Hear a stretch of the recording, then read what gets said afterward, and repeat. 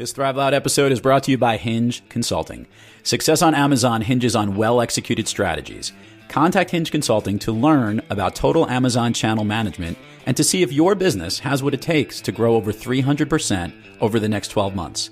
That's Hinge Consulting at hingeconsulting.co.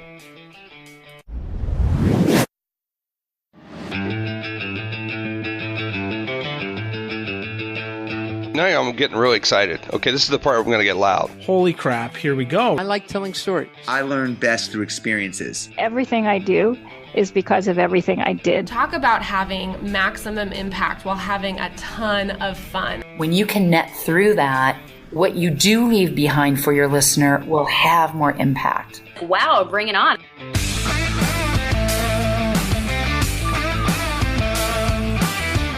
It's time to take an inside look at those that are taking their lives, their businesses, and their passions to the next level. Get ready to thrive loud with Lou Diamond.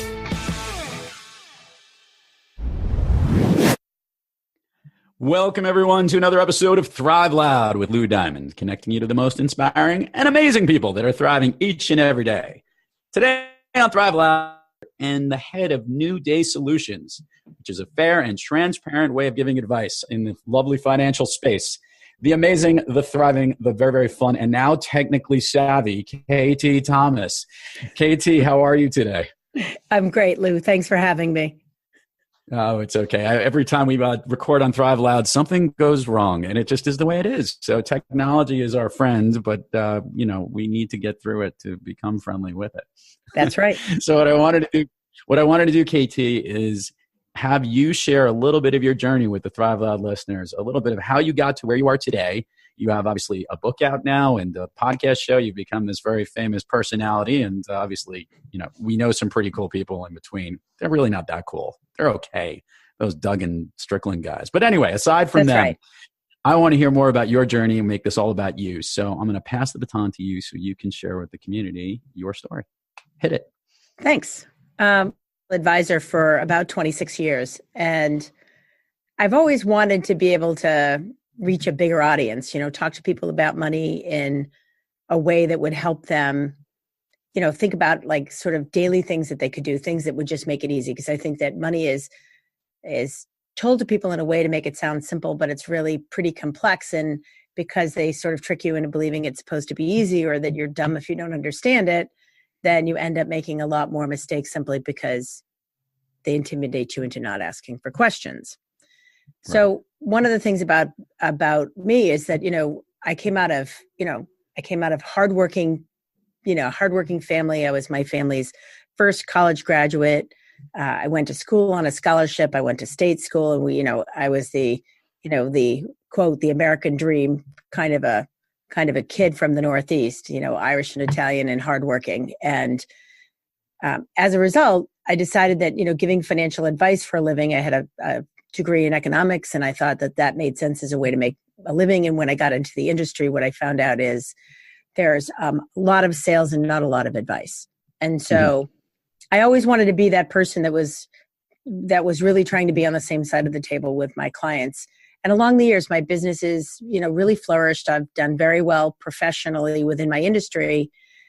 But I always felt like there was this nagging piece of being a registered representative that felt like, I couldn't be truly independent and give truly fiduciary level advice to my clients, even though that's what I attempted to do every day. So in 2016, we jumped. I left a registered rep firm. I was with Ameriprise and formed a registered investment advisory firm, NewDay Solutions. And my clients and I decided that we were going to do business in the way that we actually thought was best for our clients. So let's go through that. Just to interject here. Did you feel that all those years working, most recently at Ameriprise, when you were there, that what was holding you back from being as open and honest? Was it that you were presented with certain financial products that were being pushed your way that you had to recommend because of the house that you were living in? Or what was the circumstances that said it wasn't really the best way that I can? So, as a registered rep, which I think most people don't understand what the relationship between the quote financial advisor and the firm is and what that might mean to you. So as a registered rep, you actually you represent the firm to your clients. It's not the other way around. It's not your clients to the firm. The legal definition is the firm to your clients. So you work for them, whether you're paid directly. I was an independent contractor and a franchise owner for a long time. I wasn't an employee, but I still had a responsibility to represent my firm to my clients. Okay. And so, in that inherently, there's some conflicts of interest between what the firm thinks is best and what you might think is best and what your clients might think is best. And most of the time you're trying to, most people ride that sort of razor edge in their business their entire career. In fact, most financial professionals are registered reps, whether they're employees or not. And at 50, I sort of decided that if I was going to work longer, I always thought I was going to retire young. And then I just woke up doing Ironman at 51 and thought, that's never going to happen. Retire and do what? I'm just too curious and too engaged, and I actually enjoy my work with my clients. But if I'm going to work longer, I'm going to do this the way that I actually think that it should be done. Gotcha. And so the move was all about moving away from any other stakeholder other than taking care of my clients. And so I moved to what's referred to in our industry as an RIA, or registered investment advisor, and it's a fiduciary role to clients that you're supposed to actually do work that you believe is in their best interests and only from their perspective. And thank you for sharing that and clarifying that for our listeners as well. So KT, here's a fun question. Starting basically your own organization, what's it been like having to make that move from working for somebody else technically and then creating your own house and having a lot of people under your circumstance? What has that been like for you? Yeah, it's actually been a blast, right? So as a franchise owner, you really are running your own business, but certain things you have to go back and forth with your franchisor about what you can and can't do. And all of a sudden it's like you have a blank slate where you can decide what you think is in the best interests of your clients. And if your clients agree, well, then you can just move forward. So the idea of designing what my own marketing plan was going to look like, what my own website was going to be, what my own value position was going to be, what kind of businesses we were going to do, and then kind of work that we weren't going to do. Like one of the things I decided to leave behind was, any commission business, because I feel like that's in direct conflict with the idea of being a fiduciary. And even though the law currently doesn't agree with that, I always find if I'm in some way getting paid in a way that seems like a little bit hard to believe, I think, how could this be in the best interest of my clients if it's paying me 5% or 8% or whatever it was? And mostly those kinds of things were related to the insurance and the annuity business. And I decided to forego doing that kind of work in the future. So I'm going to ask this question because this is something I know you're not going to expect here.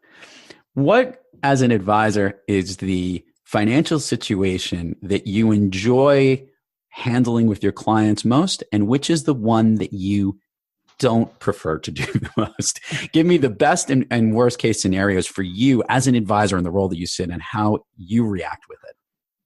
So I would say that for the best side is when you help somebody see their ability to do something that they really could never see by themselves. Maybe it's a life transition. Maybe they want to get out of the quote job and then find some way to work part-time or do consulting and step away from the sort of the grind of the business mode and do the parts of the work that they really love. And then you help them figure that out financially. Or if somebody's, staging into retirement, or, when they're taking their money out of their 529 plan to save the money to pay for college and they actually have it. Mm-hmm. One of the things I get to do is I get to be around to realize people enjoying the life goals that they've been planning for and how it all lays out for them. And I love that. Some of the things that, that we do every day to get people there, that can be kind of a grind. So, can I get you, say, $50 more a month or $200 more a month, or, and helping them figure out how it is that they're going to sort of get through the quagmire of their lives to focus on the money.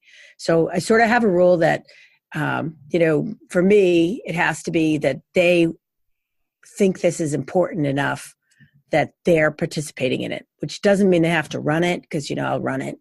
But that they actually have to be interested enough to do things like return phone calls and keep appointments. And, ultimately, if they're less interested in their money than makes sense, then I actually just decide that it's important to move on. Okay, gotcha. I want to work with people who want to get it done, No, I get you. You want people just as motivated around making sure that they're taking care of things. As you they don't have to read prospectuses and books on finance or any of that stuff. I don't mean that. I mean that they understand that money is a means to the end. It's not the end, right? It's not how big is my investment account. It's what is that money going to allow me to accomplish? And your goals are either important to you or they're not. I always say to clients, listen, you're going to pick your goals. If this is not important for you, say so, because I'll stop talking to you about it. We'll talk about something else. Right. So this is always interesting. I worked on Wall Street for a long time, and I've dealt with people in the financial advisory community. I was more in the institutional side, and I'm always impressed with those that are dealing with individuals and providing advice, specifically in the sense that when you start and you're really young, you don't always have the same breadth of personal experience to be able to bring to the table as an expert financial advisor. Obviously, as you have, I was going to say, grown up throughout the industry, there's been so many industry changes and obviously your life experiences. How much better of an advisor do you think you are today, maybe than you were just 10 years ago? I actually think for me, I've made a lot of forward motion in the last 10 years. And I talk about this a little bit in my book, but I had a stroke 10 years ago, just before Lehman Brothers had their stroke, about 3 weeks before that. And so I was running my business, working hard, taking care of 350 families with a small staff of people that worked for me, but I was the only advisor in the firm. I was managing all the investments. And I had this very bad kind of fluke dissection of an artery during the swim of a triathlon, and I had a stroke. And then laying in the hospital bed, what I realized is that everyone else would feel bad. They might cry a little bit at the funeral, but they'd move on. They'd find somebody else, because life is for the living and people move on. And that the only one that wasn't going to move on was me. And so I really felt that I needed to look at how I worked with my clients, how I affiliated with my firm, how I chose the things that I chose, and how I learned how not to choose the things that didn't matter. And I believe that that's made me a significantly better advisor, because I'm much better at helping my clients do that too. Figuring out what really matters and what you really want to try to focus on, and how you tilt your resources to the 1, 2, 3 things that matter the most, and not the laundry list of things. No, that's great. And a very good point. Let's tackle this topic. So triathlons, you still doing them today? And how long have you been doing them, and all the different levels I know there's many different levels of being a triathlete. There's Ironman, there's Olympic. What do you do? What do you prefer? And give us a little bit of your background of this passion of yours. So for the most part, I am driven to things that are long, difficult, and complicated. So that leads you right up to the scale to Ironman, which I'm doing my 4th Ironman this summer. I'm going to do Ironman Mont Tremblant in Canada. And so for those who maybe don't know what Ironman is, it's a 2.4 mile swim followed by a 112 mile bike ride, wrapping it up with a 26.2 mile marathon. So it's a great day, right? It's a day full of endorphins, and really just an amazing kind of journey, but it takes a long time to get ready to be there. So when I mean hard to plan, it's like it takes a year of really just sort of working your base, and then very specific Ironman training. That's about 6 months after you're already biking, swimming, and running maybe 8 or 9 hours a week. You then start to add Ironman training on top of that. So I have done triathlons of all distances, but I tend to prefer that 70.3, which is the half Ironman distance. And then every once in a while I get crazy and I go for the 140.6. And but I had been a runner my whole life, even while building my business. I've done 7 Boston marathons, so I had been a runner a long time. And then, like every other middle-aged runner I know, things start to break. And so I bought a bike. And then I started riding, and then I got in with this group that did triathlon, and I used to swim when I was younger, and I thought, oh, maybe I could swim. And the next thing you know, I'm completely sucked into the dark side, which is where I've been most of the time. So I want to dive into this literally, which is your least favorite leg of the event and your most favorite? So I've been a runner my whole life, and so I'm more able to just run. But I frankly love my bike. Yeah. And I really am competent, but not amazing at all three sports, which is really the secret to triathlon, is to be able to do all three, and to do all three like, better than most, but not amazing. Usually what you find is if somebody's truly amazing at one of the legs, they tend to be weaker in the other two. And I tend to be pretty well balanced between the three. I used to cycle and I used to do 100-mile races, and this is a long time ago. And it's been a while since I've been on a bike to ride that long. The thought of throwing in a 2-point-something mile swim and also running a marathon, when you said it's a great day because it's all full of endorphins. It's amazing. I know. People are like, only the triathlete can understand that. That's a great day. That's right. That's awesome. Right. Like I was out with my girlfriend who's a lawyer. Her and I trained together. And she said, what are we doing this weekend? And I said, we're going to do the 3 and 3, which is the 3-hour bike ride followed by the 3-mile run.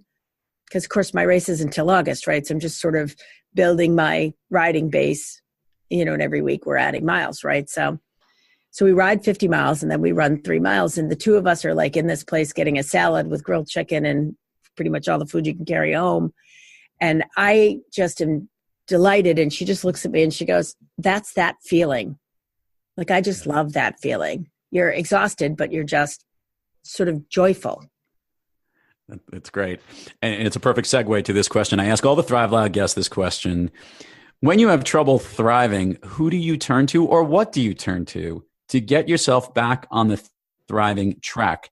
I'm going to gear this towards whatever you want to, whether it's for your triathlete-ness or also your career. Who do you turn to get back on the thriving track? So I use a business consultant who I've had for I think 15 years now, the same business consultant. And so Tom is really good at helping me get back into, why am I doing? What am I doing? And then the other piece is, I'm very goal oriented. I'm like straight down that type A personality. I'm very goal oriented. So I tend to like to keep goals, track goals, and break things down to the smallest denominator. So, what are the 1, 2, 3 things I need to do today? And what I find is that the passion comes, as you have like a little bit of success, you get that feeling of this is what it feels like when you're in the, I don't know, they all call it like the zone or whatever, when I'm in that place where, I'm sitting in a meeting with a client and a client is saying to me, I'm so glad that you worry about this so that, because I know I don't have to because you're on top of this, or, are you really sure we can retire? And I'm like, yeah, we absolutely can go. And they're like, oh my God, I don't think I could have done this. And that validation only comes because there's tons of work along the way. So that 1, 2, 3 thing, when I feel myself like lagging in my inspiration, whether it's in sport or it's in work, I think, what are the 1, 2, 3 things I can do today? And then tomorrow I just do 3 things. And what I find is if I do that enough days in a row, then suddenly I don't need that list. I know where I'm going. I like that. I like that game planning and using a consultant to help you get there, and also mapping it out and sticking to it, which seems to be, you do a lot of things in threes, 1, 2, 3, 1, 2, 3. Yeah. I tend to be a 3. I'm a 3 girl. I'm catching that. Yeah. So with this, give us some short-term goals that you have for your triathlon goals that you're setting, and for the business. I want to hear some. I know what we talked. I got the pleasure of being on your show, and we talked about 5-year plans or certain timelines of how to set goals. Give me the short-term goals that you have for both of these activities that you do. So I launched my book on Amazon, The Hardworking Woman's Guide to Money. And I'll tell you, people think writing the book is the hard part. That's actually not the hard part. The hard part is marketing the book. And so when we first had these conversations with Amazon, they're like, yeah, you get to 1,000 reviews and then all of 100 reviews, and suddenly you get into the algorithms and blah, blah, blah. And then the book carries its own blah, blah, blah. Well, guess what? It's actually not that easy to get people to go back to the Amazon site and write a review. It requires a personal reach out to get people to, if they've bought in the book or they have an Amazon account, to go write the review. So it was like March 1st, and I look and I have 10 reviews. And I'm like, well, this is going to be really long if I just let this thing do it as it does. And I look, one of them is my mother, and you know how this goes in the beginning, right? So I'm like, okay, how am I going to get 100 reviews? So now I have 25 reviews. So basically every single week I have people that I reach out to directly who are friends of mine or business acquaintances of mine or clients of mine that have bought in the book or that have an Amazon account. And my goal every week is to try to get 5 more reviews. Mm-hmm. Now it's like being in the weeds of your own business, right? It would be great to get 100 reviews right away and be done with this. But frankly, it doesn't work like that. You have to actually continually seed that all the time. And so that's one of my short-term goals right now is 5 reviews every single week. Because the book is selling well, but getting people to come back to Amazon and write a review, not as easy as it seems.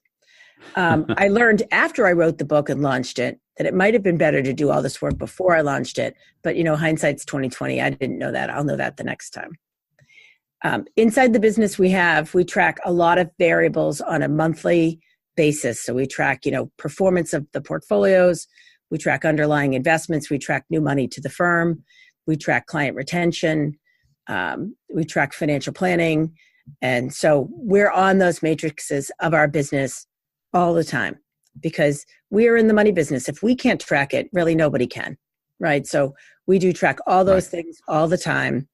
And then we have a whole core of our business that's about deepening our relationships with our clients. And so, I have somebody who drives all of those client events and who should be there and how it should be done and what we should have. And, I have a whole staff of people here.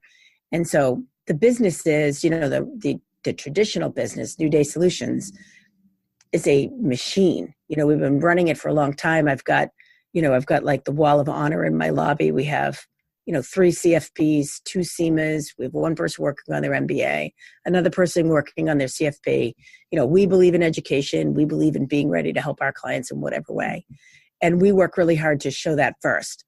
The book business is completely different. It's like I'm used to working with a handful of people and doing a lot of work with them. And in the book business, you're looking to sell a lot of books for $20 a piece. It's a very different business model, and you can't expect that you're going to run it the same way. And then I work with a coach for triathlon, and Eric, I just talked to him yesterday. He sends me this thing on Training Peaks, which is this software that athletes can use for a variety of things. And so he basically sets me a workout, and my job is make it all go green during the week, meaning complete all those activities as the week goes. I like it. You got these and everything in 3s here too, which was awesome. We got the book business, we got your own business on NewDay, and we got the triathlon. Everything is in the 3s. That's so right. With that in the 3s, can you share with the listeners all the places people can find you? Websites, the book, obviously anything that we need to know. So if they want to search out KT Thomas, where they can seek you out. So they can go to newdaysolutions.com, which is the home website for our firm. But you can also find us at ktsmoneymatters.com, and you can download our podcast, anywhere that you might get them, iTunes or, any place else that you might get them, or you can get them right off our site. You can get the book at Amazon. The Hardworking Woman's Guide to Money is also linked to the KT Money Matters pod site. And then you can find me on Twitter under Kathleen Thomas. And you can find me on Facebook under NewDay Solutions and Kathleen Thomas as well. I'm pretty much all over the place. And I like it. And you also have a podcast show, and there's a link to where we could find that. Where do we learn about KT Thomas? So it's ktsmoneymatters.com. And that was easy. Yeah. And we'll put all the links in the show notes to make sure everyone can find you and connect with you as well. That would be great. So KT Thomas, your all-time favorite movie? Rocky. And why? Adrian! No.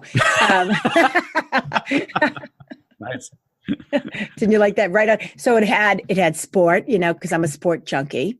It had the coming from behind. it had the intensity of the relationship. And so I used to watch it every year before I ran Boston. And I do watch it quite a bit as I get ready for performance, because it doesn't always go the way it's supposed to go. And sometimes you have to be resilient, and you have to be willing to move past that, move on. But, the things that matter most are, I think for me, it's my family, and it's also my intention that, sometimes I'm going to fail, but that's sort of irrelevant. People fail on the way to success all the time. And, I used to have a manager that used to say, losers only lose once, winners lose every day. And so I really believe that. I'm really about the resiliency, and just, I just keep working at it. And it's interesting because, and by the way, it's obviously classic. And I recently spoke at a conference, and I showed this clip, not from the original Rocky, but it came from one of the more recent ones where he was, it was the Rocky Balboa movie, where he's talking to his son, and he has this interaction where he says, "It's not how hard you get hit. It's not getting hit and getting knocked down. It's how hard you get hit and how you keep getting up and moving forward." And that's what life is about. And that's what all the Rocky movies were about, was, keep getting hit and then getting up and moving forward. And that sounds like something you've been doing every day in your life, whether on the bicycle, in the water, or on the road. And obviously, yes, with everything in your business and your clients. So KT, this has been amazing. And thank you so much for coming on the show and sharing a little bit about KT Thomas and everything you're doing. Lou, thanks so much for having me. It was a pleasure. And to all the Thrive Loud listeners out there, keep thriving onward and upward. And remember, be brief, be bright, be gone. You've been listening to Thrive Loud with your host, Lou Diamond. Make sure to subscribe on iTunes, Overcast, or wherever you get your podcasts. And follow us on Twitter, Facebook, and Instagram at Thrive Loud. Or find us on the web at thriveloud.com.